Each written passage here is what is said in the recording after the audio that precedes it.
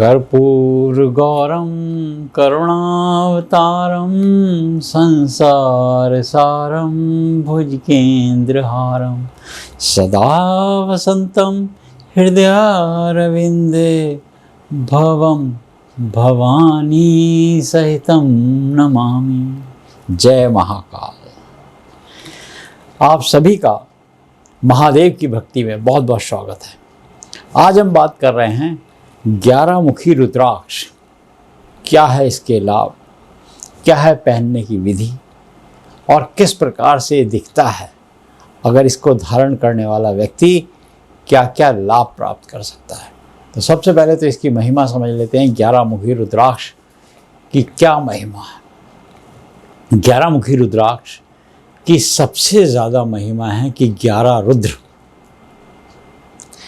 आप रुद्र को अगर प्रसन्न करना चाहते हैं और रुद्र की कृपा चाहते हैं तो 11 मुखी रुद्राक्ष धारण करने वाले व्यक्ति पर विशेष रूप से शंकर जी की कृपा होती है।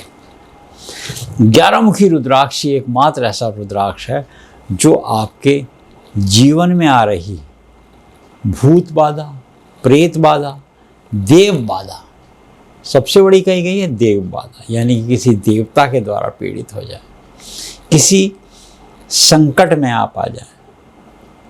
ये रुद्राक्ष की सबसे ज़्यादा महिमा कही है कि देवता किसी प्रकार का आपको संकट दे दें या आपके गोचर में कहीं जन्म पत्रिका में कोई ऐसा योग बन जाए जो आपको धनहीन बना रहा हो, रोगी बना रहा हो, संकट कर रहा हो, आर्थिक परेशानियों का बार बार सामना आप कर रहे हों, तो ये रुद्राक्ष उस व्यक्ति के लिए अत्यंत लाभकारी होता है।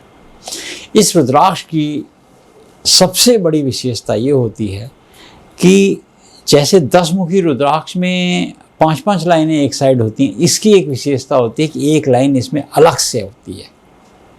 और यही रुद्राक्ष एक ऐसा रुद्राक्ष है जो इसकी एक अलग से 11वीं लाइन होगी, उस लाइन के आसपास अक्सर शिव पिंडी देखी गई है।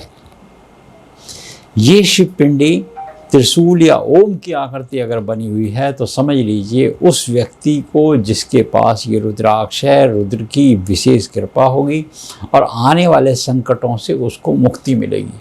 संकट तो हर व्यक्ति की कुंडली के हिसाब से आता है, क्योंकि ग्रह गोचर में ऐसी स्थिति आ जाती है कि उसको संकट आए तो क्या करे। 11वां घर कुंडली के अंदर भी देखा गया है अगर, तो वो प्रॉफिट का होता है, यहाँ से लाभ मिलता है। और लाभ अगर कोई व्यक्ति 11 मुखी रुद्राक्ष धारण करे हुए है तो जान लीजिए कि उस व्यक्ति को इस रुद्राक्ष का विशेष रूप से फल मिलता है। और ऐसा व्यक्ति जिसकी कुंडली में 11वें भाव में भी ग्रहण योग बन रहा हो, कोई ऐसा योग बन रहा हो जो उसको प्रॉफिट नहीं आने दे रहा हो, यहाँ पे कोई पापक ग्रहों की युति हो या 6ठे भाव, 8म भाव या 12 भाव का स्वामी यहाँ बैठा हो और जिस पर की दृष्टि ऐसी हो कि पापक ग्रहों की दृष्टि आ रही हो और उसकी डिग्री अच्छी हो, तो ऐसा व्यक्ति धनहीन, प्रॉफिट नहीं आता, बहुत मेहनत करता है, उतना धन उपार्जन नहीं कर पाता, तो ऐसे व्यक्ति को क्या चाहिए, ऐसे व्यक्ति को 11 मुखी रुद्राक्ष धारण करना चाहिए। अब 11 मुखी रुद्राक्ष धारण करने की क्या है विधि, ये भी हम समझ लेते हैं। 11 मुखी रुद्राक्ष जब भी आप धारण करने का मन बनाते हैं तो जान लीजिए बिना शिव की कृपा से ये संभव नहीं है। इसके लिए सबसे सरल उपाय है कि आप अपने घर में जब 11 मुखी रुद्राक्ष खरीद के लाएं तो इसको एक मौली ले लें जो आपके पूरे शरीर के बराबर हो, उसको बट लें। बटने के बाद उसको कम से कम 3 बार बटें और उसके अंदर ही रुद्राक्ष निकाल लें। अब जब रुद्राक्ष बनाएंगे तो उसमें 11 गांठें बना दें और इसको रुद्राभिषेक करते समय डुबो के रखें और जहाँ पर गणेश जी और शिव बाबा बैठते हैं उस स्थान पर इसको रखें। ये विशेष रूप से बात समझ लीजिए, जहाँ पर गणपति बैठते हैं या बाबा बैठते हैं वहाँ पर रुद्राक्ष को रखें और उसके बाद रुद्राभिषेक करते समय इस बात का भी ध्यान रखें कि आप जो घुटना है वो नीचे ज़मीन में लगाएं और एक घुटने के ऊपर अपनी कोहनी रखें, उस पे रुद्री करें। तब आप देखेंगे कि ये रुद्राक्ष आपके लिए अत्यंत कल्याणकारी रहा। और याद रखिएगा कि जब भी रुद्राक्ष धारण करते हैं, मांस, मदिरा, तामसिक भोजन प्रवृत्ति जो है अपनी बदल दें।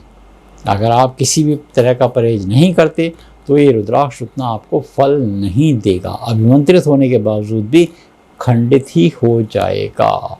तो इस बात का ध्यान रखना होता है। अब एक बात और समझ लेते हैं, जो लोग रुद्राक्ष धारण करते हैं वो शौचालय में, किसी सूतक पातक में उसको ले जाने से परहेज करें।